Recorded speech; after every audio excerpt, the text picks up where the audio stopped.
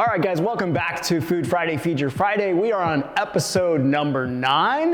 We're going to talk about carbohydrates today. If you've been with us the last few weeks, we've talked a lot about macronutrients. We saved the best to last and arguably probably the most demonized macronutrient, taking the place of fats. If you remember, we talked about 80s and 90s.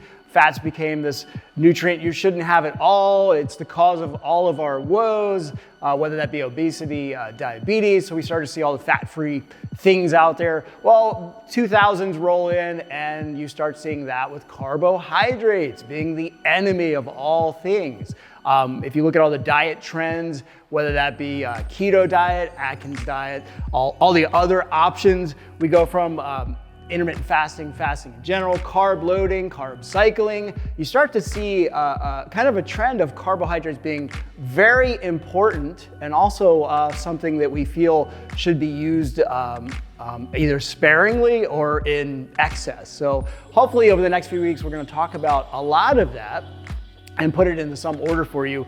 The important part with carbohydrates is they provide energy for the body, for your activities. Again, we're looking at nutrient-based outcomes, so important for our energy and extremely vital for our recovery. So we need carbohydrates. The body operates off glucose. Believe it or not, your brain needs about 130 grams of glucose to do what it needs to do all day. And if you're like me, you probably need twice that. My brain is always on tick, tick, tick, tick, thinking. So vital for our body's needs and energy needs ultimately.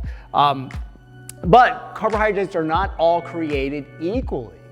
Depending on what type of carbohydrate we eat, it can be faster reacting, slower reacting. It's going to affect your blood sugar levels, your blood glucose levels, insulin, cortisol. So there's a lot of things in there that we consider when we're talking about carbohydrates and our activity. Whether it's a simple carbohydrate, something like sugar, which is immediately absorbed and used in the body, it gets right into that bloodstream. It's high glycemic, so it ramps up those blood sugar values. And if that's something that you're concerned with, definitely something to pay attention to. It tends to have less of a nutrient value. It's less satisfying. So when I eat those simple sugars, I tend to feel, well, I'm still hungry. I'm going to eat more of them. We start to fall into that trend of eating. Whereas a complex carbohydrate, if you look at your whole food sources, could be whole grains, some fruits, vegetables, definitely beans. They are more nutrient dense. So along with that plate of beans, it's also going to naturally come some proteins as well as some fats. They're more satisfying, so I eat them and I feel full. They are lower glycemic. So while the end result may be the same amount of carbohydrate or glucose produced, it's slower digesting, so it doesn't have that same effect on my blood sugars. So it's a low glycemic. Neither one is bad. And remember early on we talked about not giving a moral value to the food we eat. If you're here in the gym on the weekend and we've got a class going, you'll hear somebody come in and say, oh my God, I went out and had Italian and had pasta last night. And if you look at some of the faces around you, you'd think you just committed the 8th deadly sin. Oh my God, you better work out. And if you had bread, you may as well set yourself on fire right now.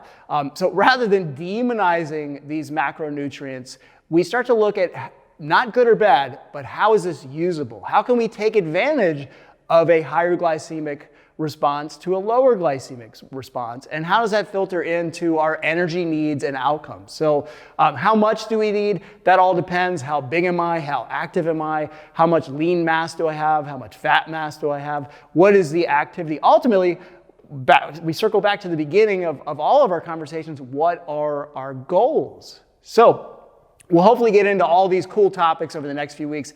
As always, please leave some comments underneath of these videos if you have any questions, concerns, stuff you like, stuff you don't like. We're always happy to hear from you. So keep it loud and proud until Monday. Peace.